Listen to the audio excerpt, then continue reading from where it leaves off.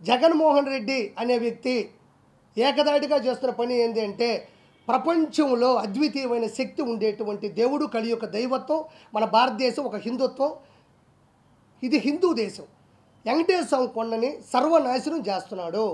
For example ఈరోజు కొన్ని వేల కోట్ల సంవత్సరాల నుంచి ఉండేటువంటి వెంకటేశ్వర కొండ మీద అన్నం ఎందుకు ఉడకట్లేదు?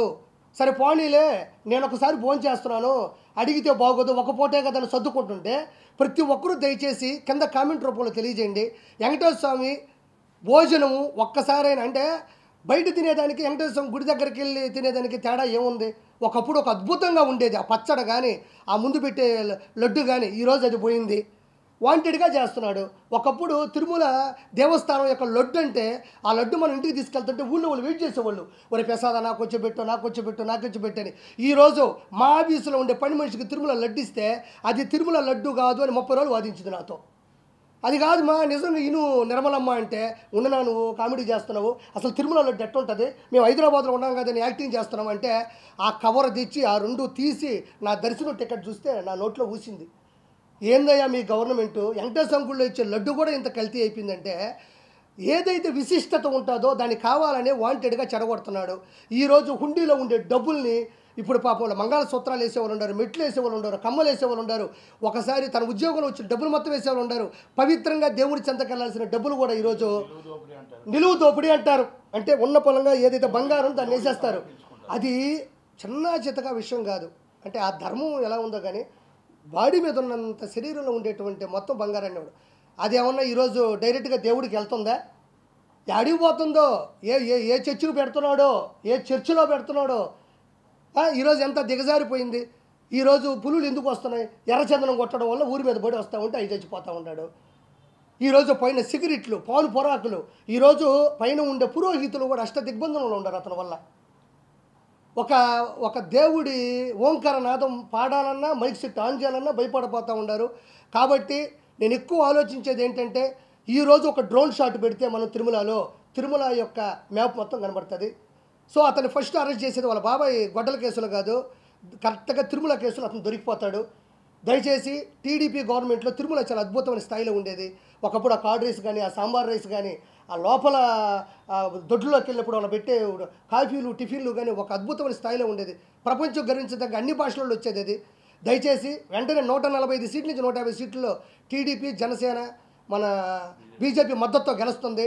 వాళ్ళకి నేను నమస్కారం తెలియజేసుకుంది ఏంటంటే ముగ్గురు కూటమికి కూడా దయచేసి వెంటనే తిరుమల మీద శ్రద్ధ పెట్టండి, ఆ మహానుభావుని అరెస్ట్ చేయండి.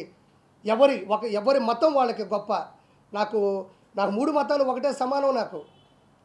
నేను చాలాసార్లు మా దర్గాకి వెళ్ళాను, కశ్మూర్ దర్గాకి వెళ్ళాము, నేను క్రిస్టియన్ సినిమాలో కోఆర్డినేటర్గా పనిచేశాను. నాకు హిందూ అంటే ఇతర మతాలను గౌరవిద్దాం, మన మతం మనం కాపాడుకుందాం. నిజమైన మతంలో ఉండేవాడు ఎదుటి మతాన్ని నాశనం చేయాలని కోరుకోడు, తన మతాన్ని కాపాడుకుంటాడు, అభివృద్ధి చేసుకుంటాడు అంతే. కాబట్టి జగన్మోహన్ రెడ్డి హిందువుల మీద దారుణమైన చేస్తున్నాడు. ఈరోజు ఇంకోటి అర్థం చేసుకోవాలి ప్రతి ఒక్కరు కూడా. ఈరోజు హిందుత్వం మీద పడ్డాడు, రేపు మీ దైవత్వమైన ముస్లింల మీద పడతాడు, క్రిస్టియనిజం మీద పడతాడు. ఎందుకంటే సొంత బాబాయిని చంపినోడు, సొంత చెల్లిని రోడ్డు మీద వేసినోడు మతాల మీద ఇష్టపడతాడు అనుకున్నావా?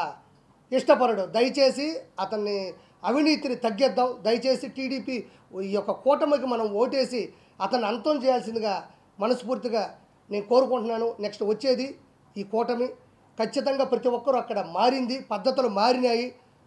అతను అంతం అందించాలని మనస్ఫూర్తిగా దీన్ని నేను కోరుకుంటున్నాను. ఒక హిందుత్వంలో ఉండి దాన్ని నాశనం చేసినా పర్వాలేదు, మాకు జగన్మోహన్ రెడ్డి కావాలి అంటే హిందుత్వానికి మీకు మించిన అష్ట దరిద్రులు కానీ మీకన్నా విలనిజం కానీ ఎవరికీ లేదు. ప్రతి ఒక్కరూ గౌరవించాలి. నీ మతాన్ని నేను, నా మతాన్ని ముగ్గురం గౌరవించుకోవాలి. దయచేసి ఈ అంశాన్ని నేను ఎక్కువ జనాలకు తీసుకొద్దామని చెప్పి నేను ప్రెస్ మీట్ పెట్టడం జరిగింది అన్నయ్య సహకారంతో. అందరికీ కూడా థ్యాంక్ యూ సో మచ్.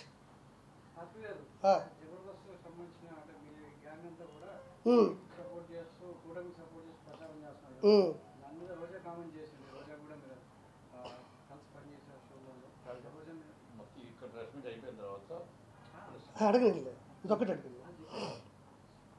ఇప్పుడు నేను మమ్మల్ని గౌరవిస్తే మేము రోజా గారు అంటాం, మమ్మల్ని గౌరవించినప్పుడు నేను రోజా అంటాను. ఓకే, ఇప్పుడు రోజా ఏం మాట్లాడింది? ఆదియో నేనో లేకపోతే ఇంకొకరు పోయి చేస్తున్నావు అనింది. వాళ్ళేదో చిన్న ప్రాణాలంట, చిన్న ఆర్టిస్టులు అంట. ఇవేమన్నా నేషనల్ వైడ్ ఆర్టిస్టా? ఈవిడేమన్నా 15 నేషనల్ అవార్డులు కొట్టిందా, లేకపోతే 10 ఆస్కార్ అవార్డులు కొట్టిందా యువరాణి? వాళ్ళేదో చేసుకుంటున్నారు, వాళ్ళు స్వచ్ఛందంగా చేసుకుంటున్నారు, వాళ్ళ ఇష్టం. అది పవన్ కళ్యాణ్ గారి మీద ఇష్టం ఉంది, లేకపోతే టీడీపీ మీద ఇష్టం ఉంది, లేకపోతే మీరు చేసే అవినీతి మీద వ్యతిరేకత ఉంది. నువ్వేమన్నా నేషనల్ అవార్డు ఆర్టిస్టువా? నువ్వు 20 సినిమాలు ఏమన్నా ఆస్కార్ అవార్డులు కొట్టినావా? రెండోది, చిన్న చిన్న ఆర్టిస్టులు అంటున్నావే, నీకు దమ్ము ఉంటే గెటప్ సీన్ చేసే క్యారెక్టర్ నీ జీవితంలో ఒకటైనా చేయగలిగావా? ఇస్తే నువ్వు చేయగలవా? సుధీర్ ఉన్నాడు, కష్టపడ్డాడు, మ్యాజిక్ చేశాడు, వాడు చరిష్మాతో సినిమా హీరో అయినాడు, ఈరోజు అత్యద్భుతం, నీకన్నా 10 రెట్లు ఫాలోయింగ్ ఉంది, వాడితో నువ్వు పోటీ పడగలవా? ఇప్పుడు ఆది ఉన్నాడు, వాడు వచ్చిన తర్వాత జబర్దస్త్ చరిత్రనే మార్చినాడు. నువ్వన్నా కూకొని 3 పంచులకి జడ్జిమెంట్ ఇవ్వాలా? వాడు ఆది పాపం గంట సేపు ఏకదాటిగా నవ్వించాడు, ఒక ట్రెండ్ సెట్లో ఉన్నాడు, వాడితో నువ్వు పోటీ పడగలవా? నీ బతుకులో ఏ రోజన్నా వీళ్ళ ముగ్గురు లాంటి చరిష్మాను చూసావా? ఎందుకు నిన్నెవరు ఏ మాట అన్నప్పుడు నీకు ఎందుకు ఉలికి ఎక్కువ? నీ పని నువ్వు చూసుకో. ఈసారికి ఎమ్మెల్యే సీట్లో ఫస్ట్ ఓడిపోయే సీటే మా యువరాణి, మా రోజమ్మ. డిపాజిట్లు రావు నీకు నగిరిలో, గుర్తుపెట్టుకో. డిపాజిట్లు రావు నీకు నగిరిలో. ఉలికి ఉలికి పడమాకు, గౌరవించావు. మేము ఎప్పుడు నీ గురించి బ్యాడ్గా మాట్లాడుకోవాలి. నీకెందుకు ఓడిపోయి అక్కడ చేసుకోండి? చిన్న చిన్న ప్రాణాల 7 మంది హీరోలు ఉన్నారా? 7 మంది హీరోలు జనసేనలో ఉంటే వాళ్ళ కుటుంబంలో 70 మంది రౌడీలు నీ అన్న దగ్గర ఉన్నారు. తెలియదా నీకు? 70 మంది రౌడీలు ఉన్నారు. నీకు దమ్ముంటే ఒకసారి ఎదిరించి మాట్లాడి చూడు, నేను లేపేస్తాడు చూద్దాం. ప్రతిదాకా నీలాగా దిగజారిపోయి నీలాగా ఆడ ఇలా వెనక తిరుక్కుంటా బతుకుతా అనుకుంటున్నావేంది?